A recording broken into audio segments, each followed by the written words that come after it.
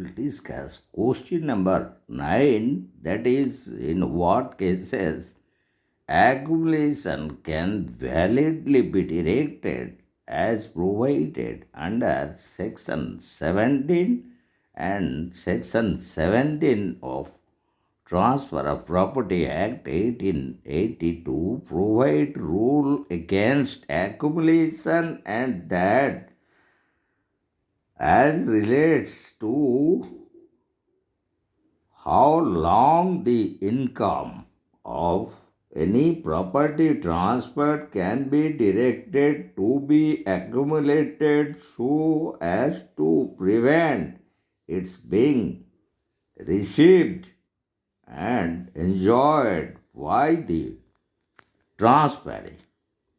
The section permits accumulation during the following periods.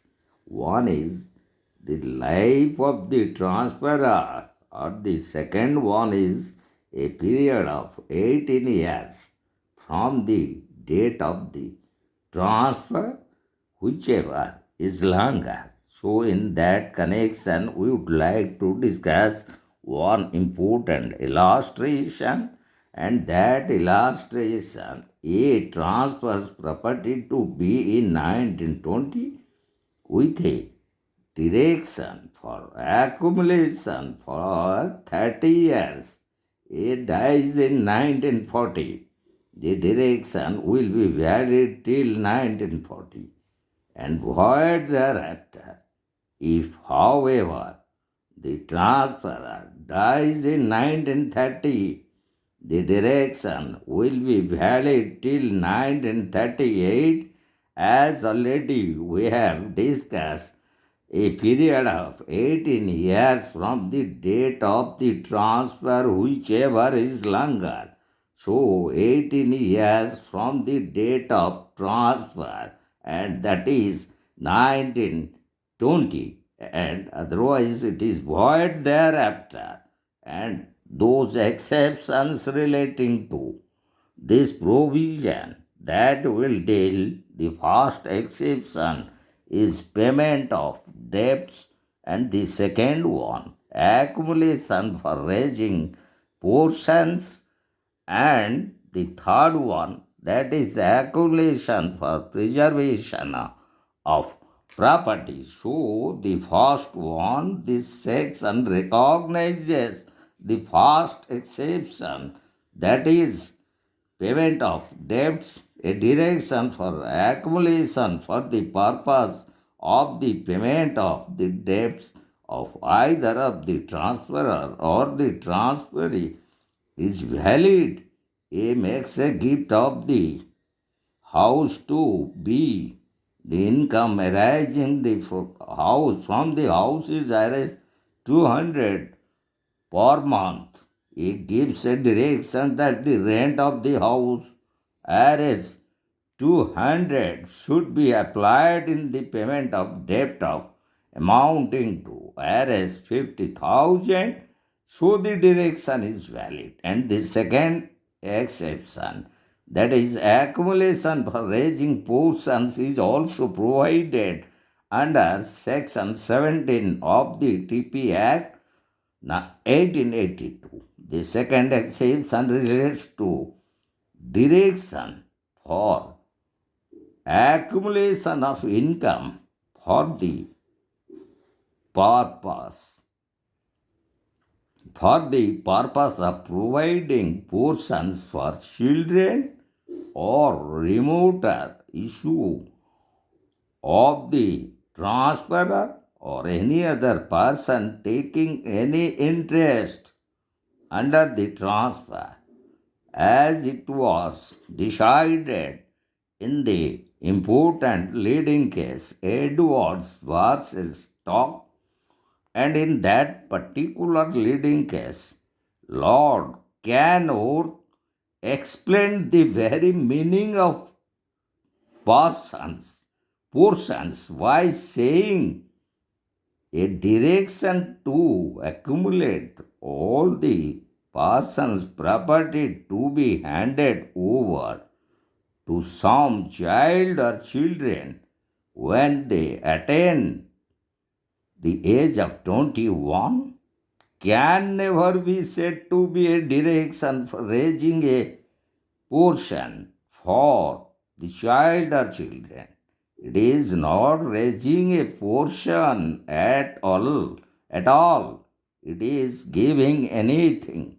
Portion ordinarily means a part or share, which points to the arising of something out of something else for the benefit of some children or class of children, as it was explained.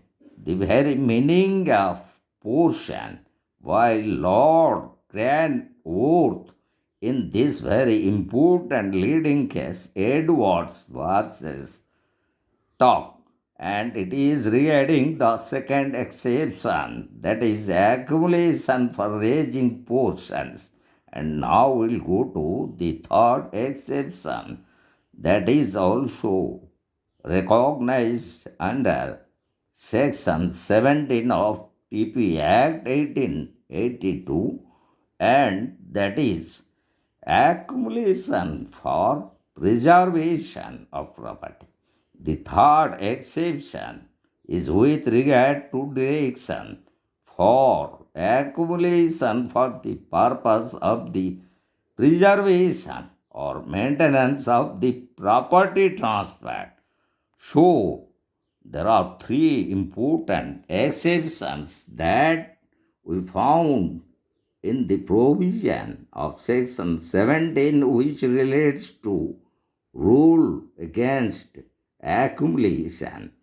So, these answers that we have discussed regarding question number 9, that in what cases accumulation can validly be directed as appropriate, and in that context we have discussed one important illustration also all the exceptions, and while discussing exceptions, the second exception, that is relating to accumulation for raising portions, we discuss one important leading case, and that is an English leading case, which is Edwards versus Tuck, and in which Lord Justice Canworth explained the very meaning of portion.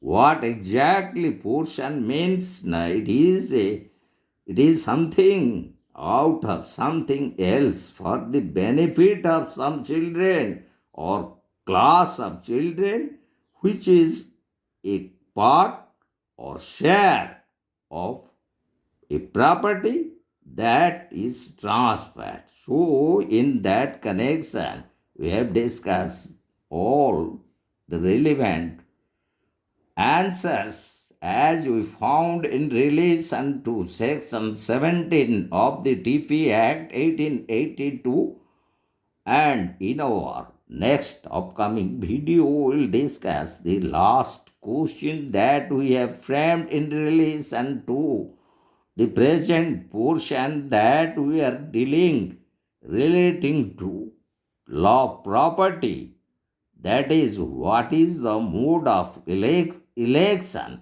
and that we found under section 35 of the TP Act, where mode of election is clearly provided under the Act. And as already I expressed that the present part that we have selected regarding law property, it consisted 10 number of questions that we would deal now, and in our next part we will deal all the rest questions that also we found regarding law of property.